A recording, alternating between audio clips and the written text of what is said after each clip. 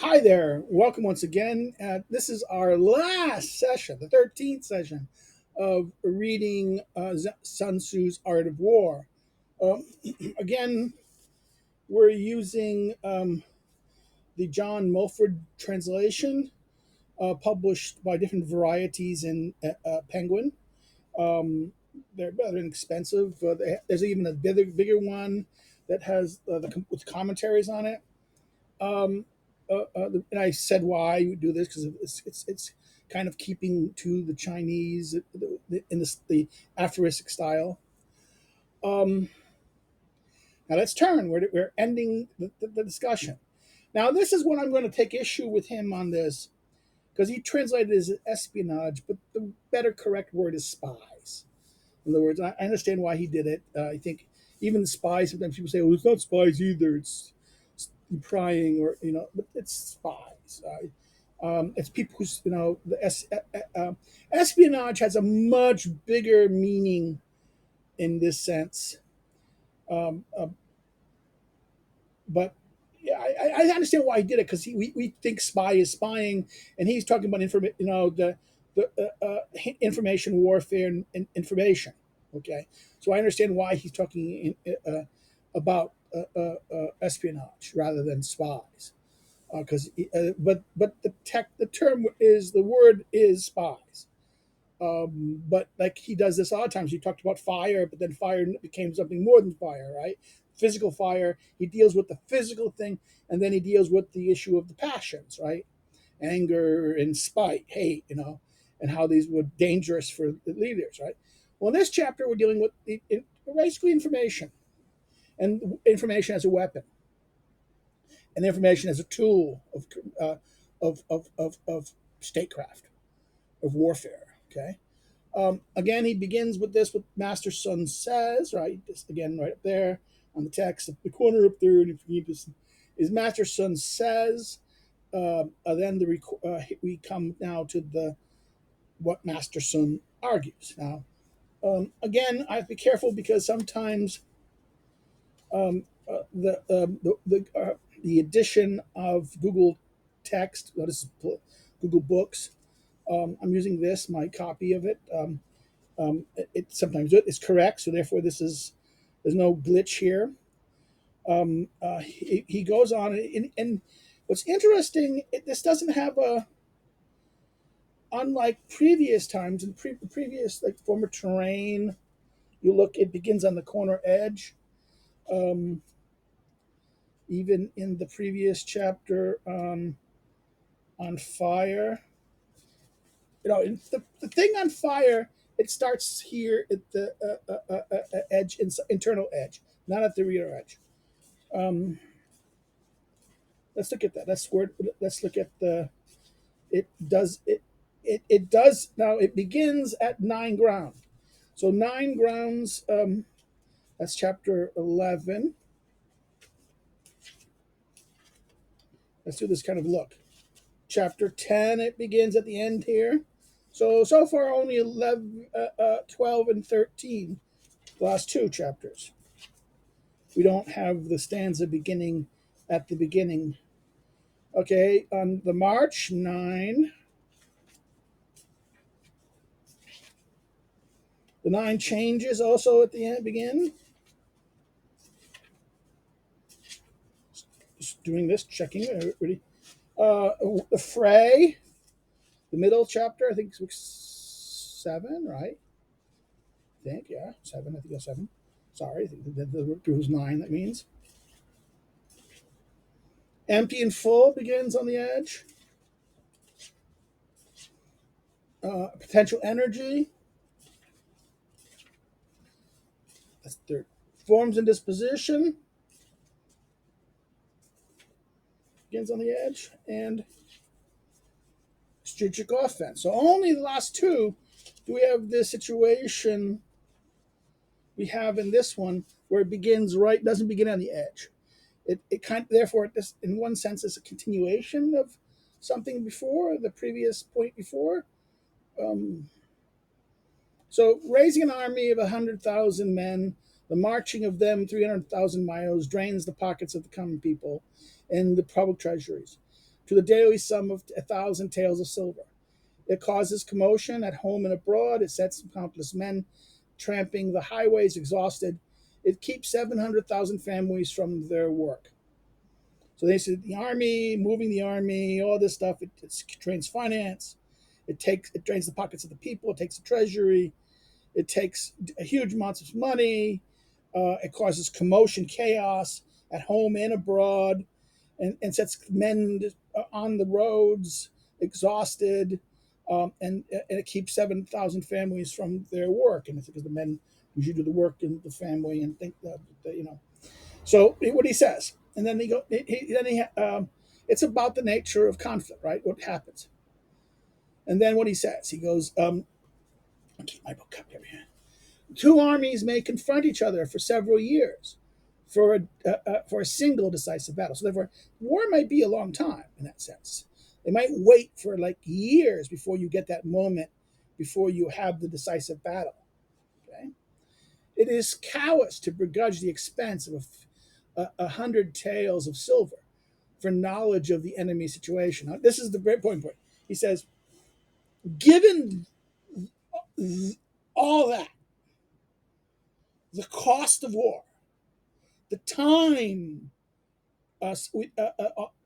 deviations before you get the right moment that you're able to strike for a decisive battle. It is callous. I mean, it's just irresponsible. It is simply just, callous means a kind of an intentional irresponsibility, right?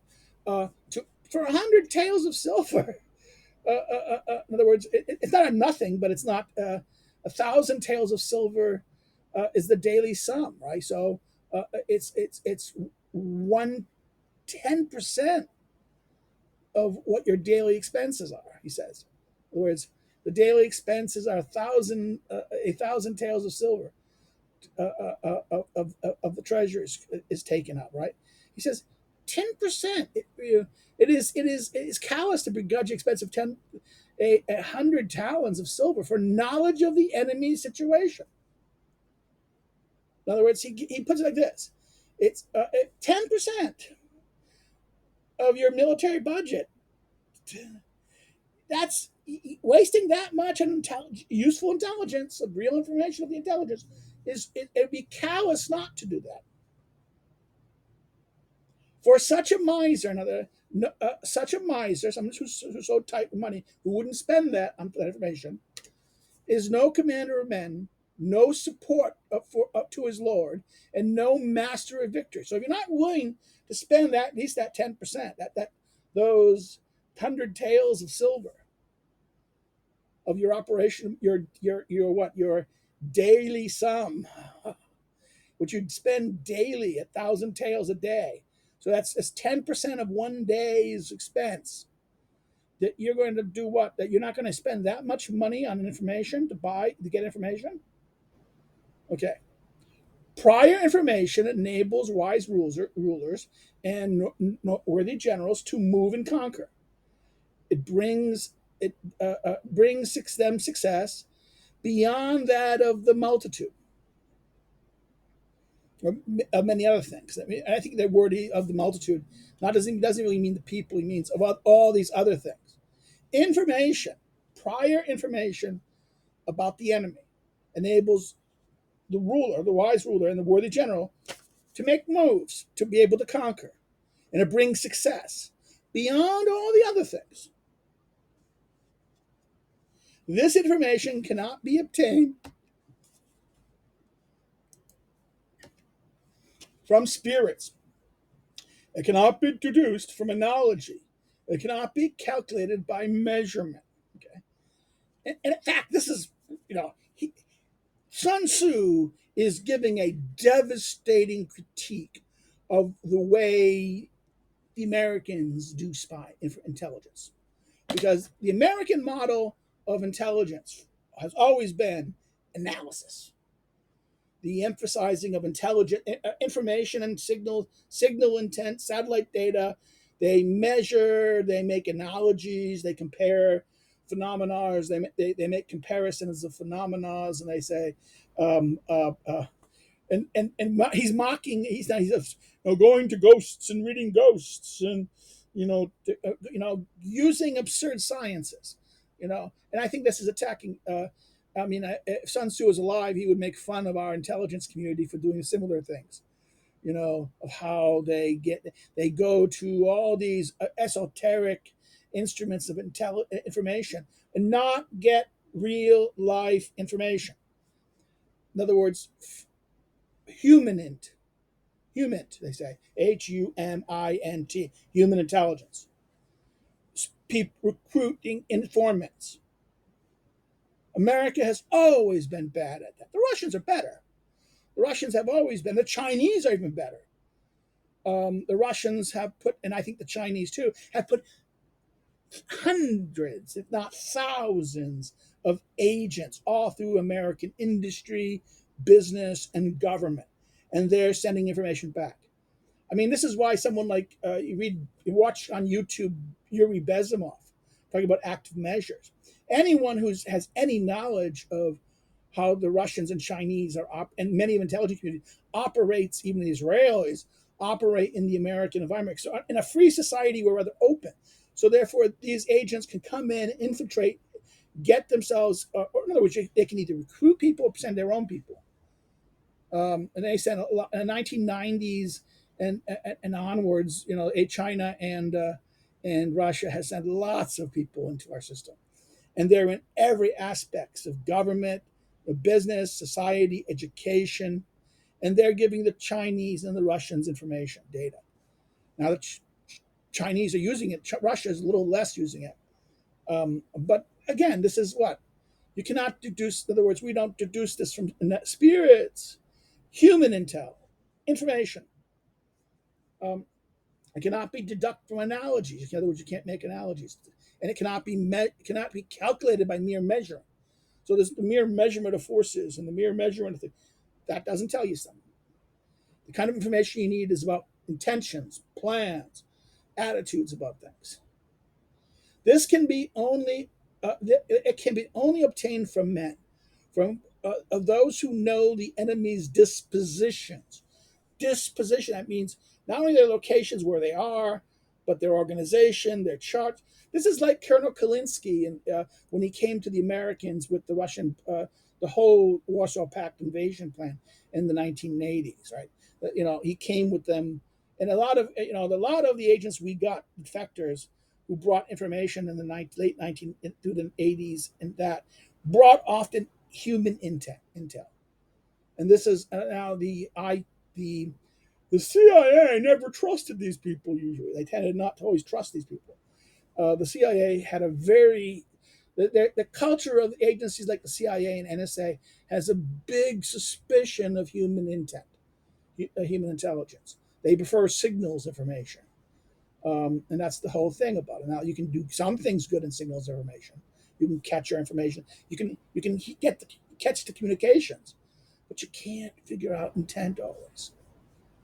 I mean, they had, remember Pearl Harbor. They knew enough that they could get an intent.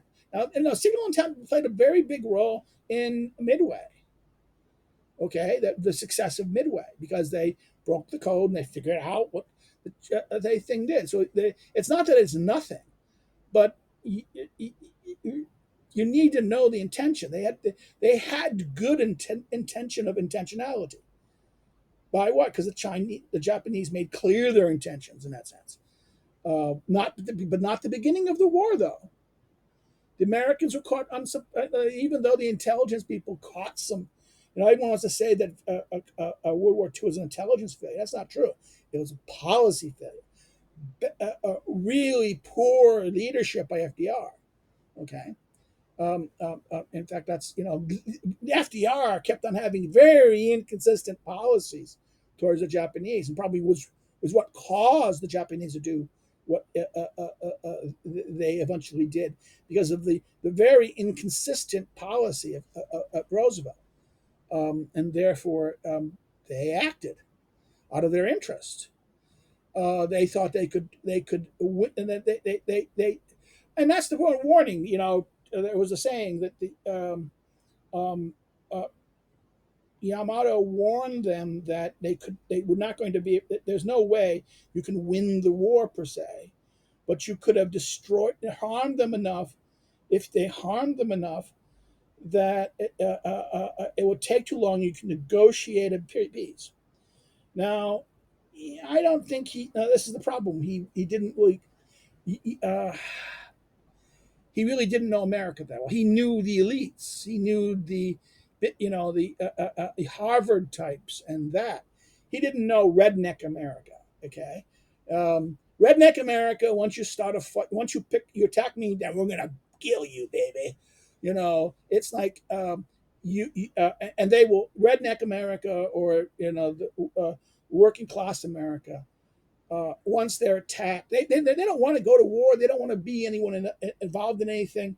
But once they're kind of provoked, they want to kick ass and slaughter people. Okay, you see this in bar fights. You go to working class situations. You see, once a fight begins, it will become bloody. It'll become bad. Why? Because they don't fight fair. They'll fight. They're not going to fight like gentlemen. They're going to take everything to do this. So therefore, that's I think why someone he didn't really have the right. He thought by meeting these people, he understood the Americans, the elites. He thought he understood the Americans, and they would eventually make a compromise. The problem with that is that this is that famous line from Reagan, right? The problem is that among these people they might be willing to compromise, but the rest of us, this other group aren't going to compromise, and because these guys don't speak for all of us, you're going to get in trouble. So let's talk about this again. Human intent, only from these people that you can know enemies' position. Now he says the 5 sorts of spies: local, eternal, double, dead, live. Local, internal, double, dead, and live. When these 5 sorts of espionage or spies are in operation, no one knows the way of it. It is called the mystery sleen. Now, this is the word sleen. Yeah, I just quickly looked at sleen. It means I don't think it means the geese going in a V formation. I think it means here a kind of thing of thread that's loosely done together. It's mysterious, like a bunch of yarn or thread that is kind of a mystical ball like this. It's the Lord's treasure. He continues, right? It's it is these 5 ways of espionage. If you know how they do it, no one knows the way of it. In other words, and in operation, no one knows the way, or the way is the kind of principles or the nature of it, and he calls the mysterious theme the Lord's treasure. So therefore, this is a very difficult, or not really. There's not a kind of science in a way that other sciences are done. In other words, the 5 sort of spies now in spying is this kind of very difficult thing. It's more complex. It's not really kind of a uniform principle. It's more kind of a art in the sense, right? He goes, local spies come from among our enemies' fellow countrymen. In other words, the fellow countrymen, local spies are the people of our enemy, come from the local enemies.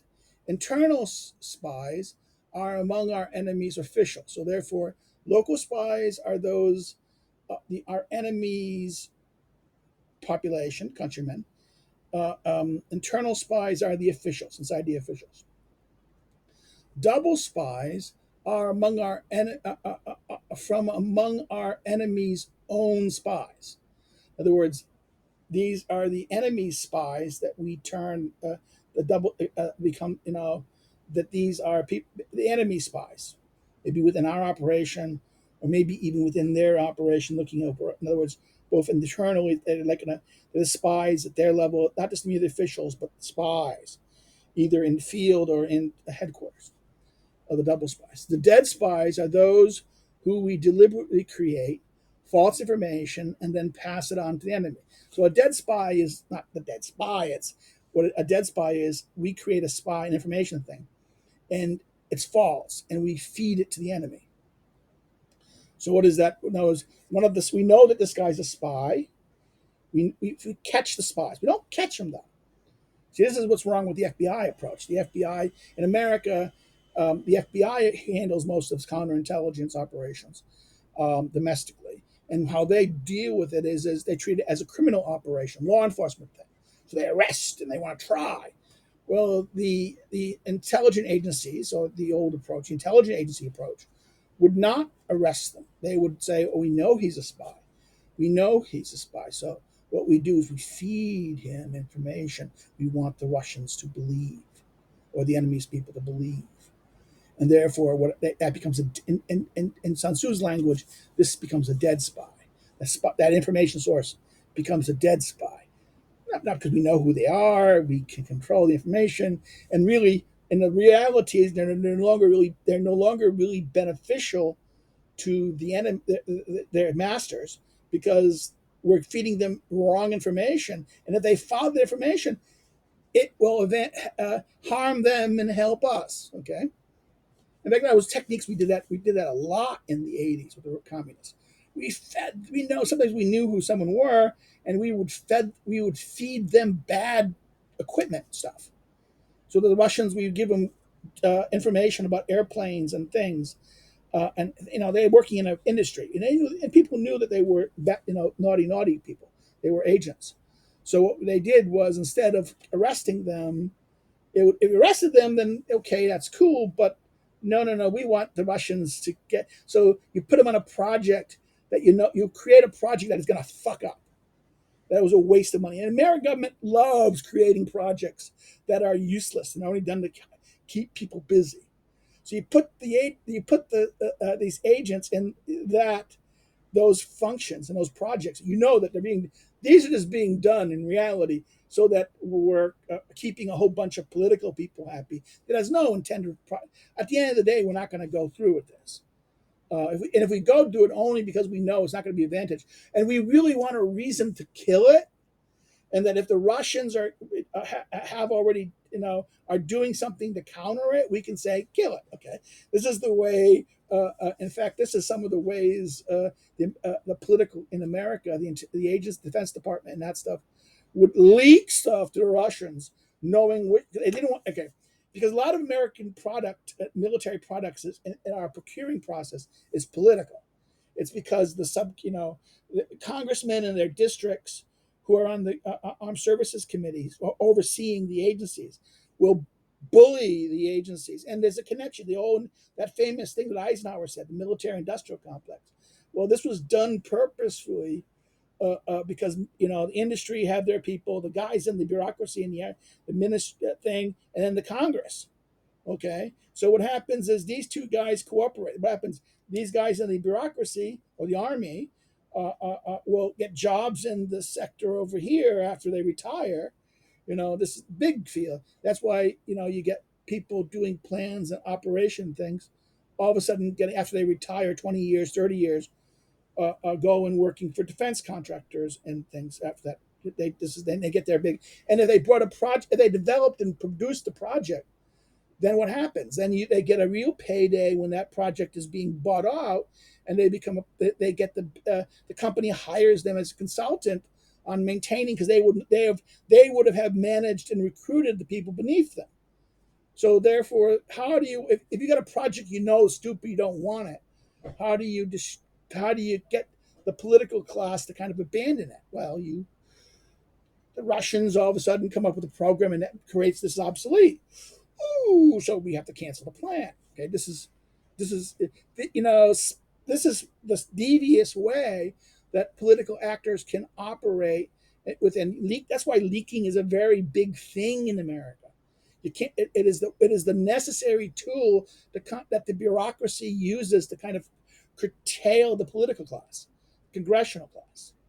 This is that weird thing about Americans, the bureaucracy, which has no constitutional legitimacy except under the executive. But we didn't like that because that gave the executive too much power. So we had to create an independent civil service that the president can appoint in the government, but they're independent and you can't fire them. So it's created a fourth branch of government, which was never designed in the Constitution. But then what happens here is those people, they have an interest. This is the deep state in that sense. This is what the deep state is that permanent civil service, that permanent bureaucratic civil service. Now you're gonna say, but what the is that about dealing with Sun Tzu's Art of War? Well, I mean, I was talking about the way we dead spies. Dead spies are the people we do this to. Okay, we feed them bad information so that they get passed on. The reason why we do it may be for we want to stop a weapon system we don't think is beneficial to us anymore, and we want the Russians to develop something that we know that won't be beneficial. I mean, there was lots of stuff the Americans did to the Russians that I can tell. I mean, the use of selling their oil pipelines. We sold them computer technology, and the computer technology was designed to fail regularly. So it was complete marvy. Send them stuff that would completely screw them up. This was during the detente thing.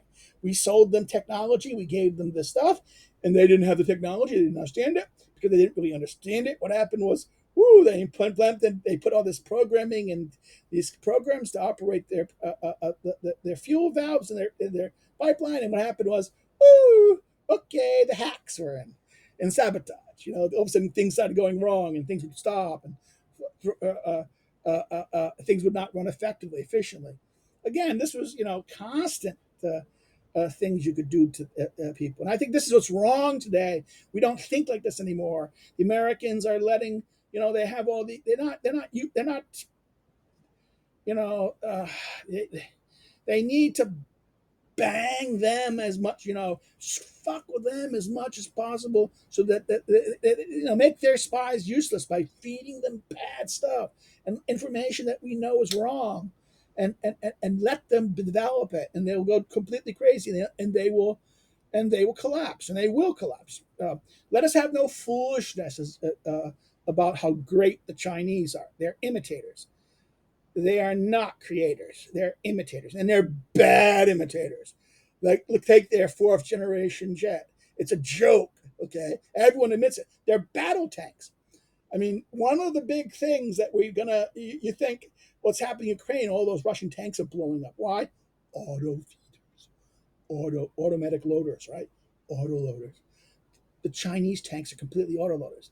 So all of a sudden, the Chinese generals are saying, "Oh fuck, that means those new missiles are gonna, all of a sudden Taiwan starts mass producing these.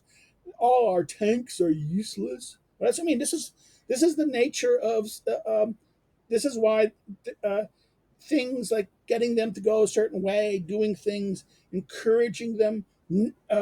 I think Americans encouraged the Russians to go autoloaders. Americans never went autoloaders. That was the thing. Americans purposefully never went autoloaders on their tanks and their automatic thing. Why? It was too risky, because if the shell hits the turret, it will. If you have autoloader, the ammunition will be right there, right in the turret directly. Kaboom! Right. Hence, all those top tanks popping up. Okay, now let's go back. I'm sorry, that the derivative. Live spies, those who return with information. So that a live spy is one who returns with information. Okay, so if dead spies, we give the enemy false information. Live spies are people who return with okay,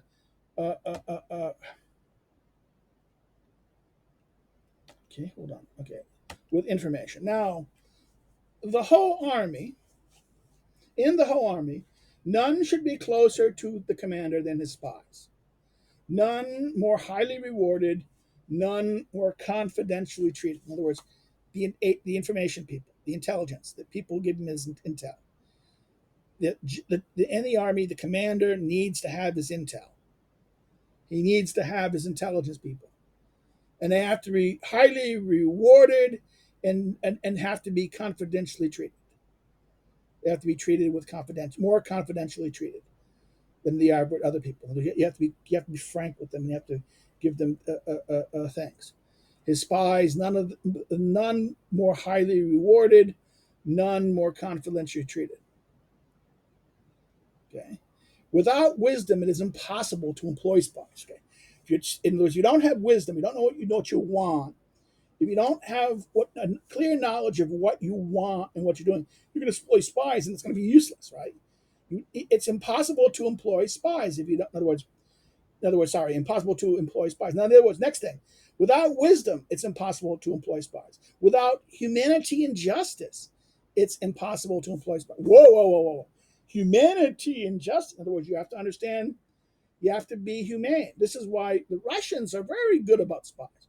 What do you mean by that? Well, when one of their they will make sure their spies get back home and are rewarded. The Americans could do the complete fucking opposite. We fuck our agents when they're over, if they get caught or something. We just, oh, who cares? I mean, we have an asset and they get captured, and we're not going to risk anything. He was used to, he was a scumbag anyways, and that's the attitude that a lot of the Americans have about this. This is why this is why no one wants to really work for the Americans in this sense. I don't blame them, because the Americans have a very, as an American, I say, we do intelligence badly. This is the irony about, we have to understand that even though, if it was merely on the question of intelligence, the Russians, if only intelligence matters in victories, then the Russians should have won the Cold War. Intelligence is important, but it's not the thing that wins war. And I think this is what even Sun Tzu says. Intelligence is important, but it's not the decisive thing. It's very important because it gives you the information that you can take advantage of things. But you have to have the leaders willing to use that information, and you have to have the leaders who's able to. If you have good leaders and good leadership, then and who are willing to take risks and willing to take risks that will only take risks that will allow great victory, that risks that are assured. So therefore, he says, without wisdom, it's impossible to employ spies. Without humanity and justice, it's impossible to employ. Without subtlety and integrity, it is impossible to ascertain the truth of their reports. Unless, in other words, you have to know the truth of reports. You have to have ingenuity and subtlety. You have to look at things, what they're saying, and you have to look at things and say, "Ooh, maybe this is not really. This is not real. Maybe this is not." In other words, this is the famous Angleton said, the mirrors within mirrors. It is, in other words, without subtlety and integrity, it's impossible to ascertain the truth of their reports.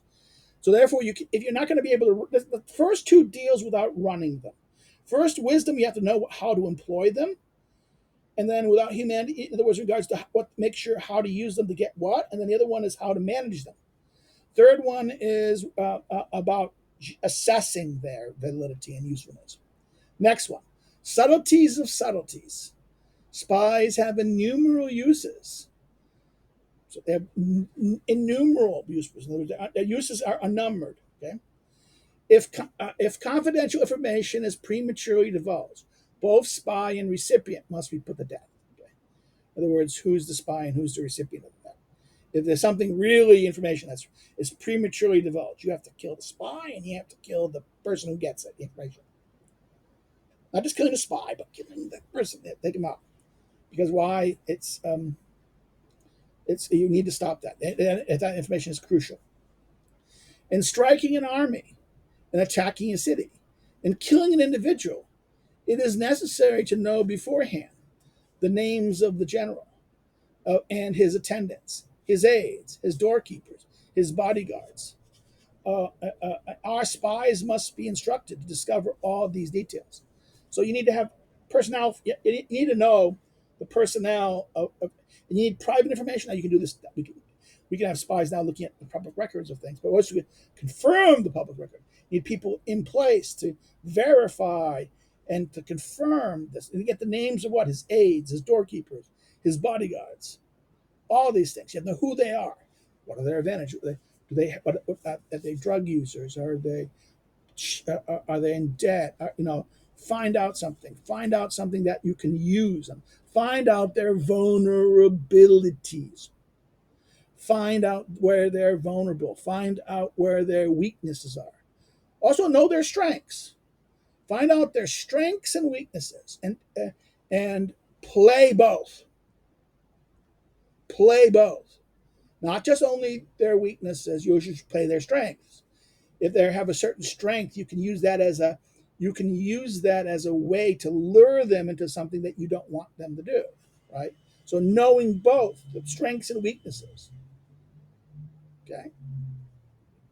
Next, enemy spies come to spy on us. They must be sought out, bribed, won over. Well, um, uh, um, oops, here. Um, um, they must be won over, well accommodated. They can be employed as double agents. You, the idea of double agents. You catch their spies, bribe them, do whatever, find their weakness. No, usually bribe them, or you catch them and say, and then so if we lose this, your side will, we're going to say, if you don't cooperate with us, we're going to say you did. So you go back, they'll probably kill you. Or in other words, we'll put money in your, we'll make you look guilty. If you work with us, we will let you go. We'll find a way that you get out of here. No one knows that you're done, and we'll make sure that we'll keep it completely, and that you can go back and you're working for us. We'll give you information, and you keep that kind of a double agent. You have to give them enough good stuff, so their side doesn't realize that he's been turned. So you have to sacrifice things that are still valuable, but you need to be able to feed him bad stuff, and he will feed you stuff. This is why, in one sense, you ever see Tinker Tailor Soldier Spy, either the first show or the second show. The reason why the idea that they got the inside person giving them information was such a boon in that sense, but the fact that it was a trick was that was an example why the Soviets were smarter. They knew that the English would bite at that instantaneously. They could get advantage, and the danger of this was they got rather idiots. They promoted the mole promoted someone who could be played easily, whose ego and ambition could be used to achieve what Moscow wanted. So therefore, this is a constant mechanism of this. From double agents, we discover local and internal spies. From double agents, their spies tell us we can do this. From double agents, we learn best how to convey misinformation to the enemy. In other words, their spies, we capture them, they will tell you how to what? How their system works, what are their weaknesses, what are they looking for, and what do their bosses really want, the kind of stuff, what will grab their attention, so you can feed the information. In other words, you can feed them the information they're looking for, but it's not really the information they're looking for. Okay. Again, this is why this is important. From double agents, we know how and when to use live spies. In other words, our real spies, our spies who are giving us information, giving back information. From double agents, we can use live spies more effectively. Our spies over there, it means. What we do is the spies that are here from them, we make them dead spies. From them, we find who's their spies here, and we make them dead spies. Not kill them per se. We just make them send the stuff we want them to send, or we may kill them if they won't do what we say, or maybe you don't even make them. You don't really want to go to them and convert them. I mean, this the only.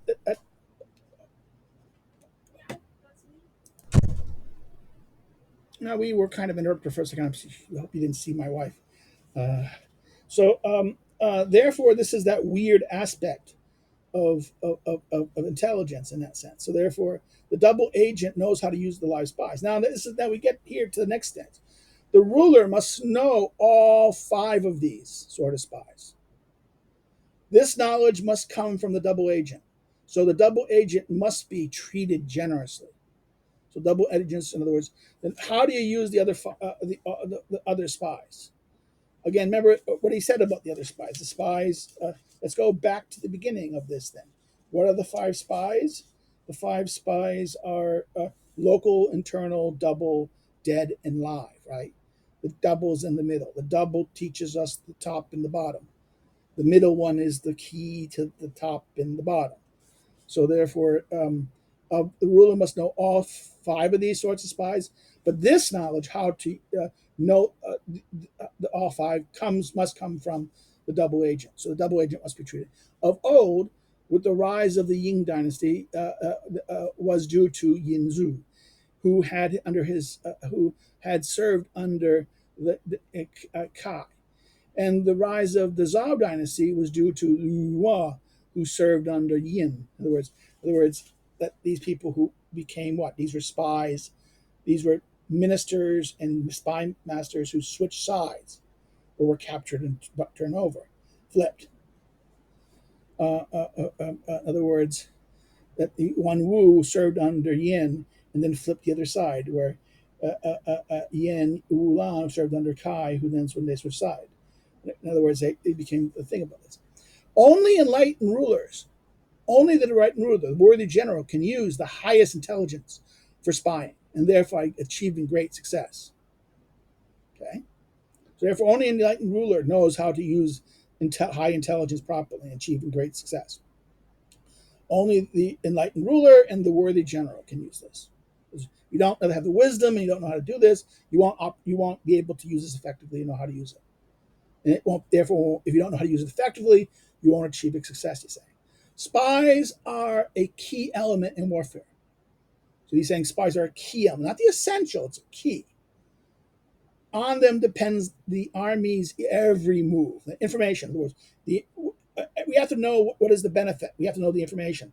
Without the eyes of our spies, and that means reconnaissance as well. Our reconnaissance people are kind of like spies also. Our eyes, our information gatherers, our information sources. The army depends on that. In other words, our spies and our information sources, the places that give us our information. The army's every move depends on them.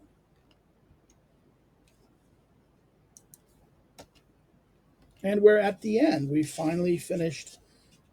We come to the conclusion of book chapter 13 on spies or espionage. Again, I hope if you liked anything, if you like this or have any comments or questions, please put a comment question below. I will respond to you. I hope you enjoyed this series. If you want to see more similar things, you can subscribe. If you like this video, please share it with a friend. You can follow me on social media. The links are below. If you're interested, if you want to get more, like I said, subscribe. Share our materials, and I hope you guys will have a good day.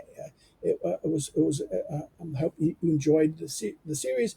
You can always watch it again because we're going to put it again up there as another thing. I'll let you go now, and again, have a good day. Bye bye.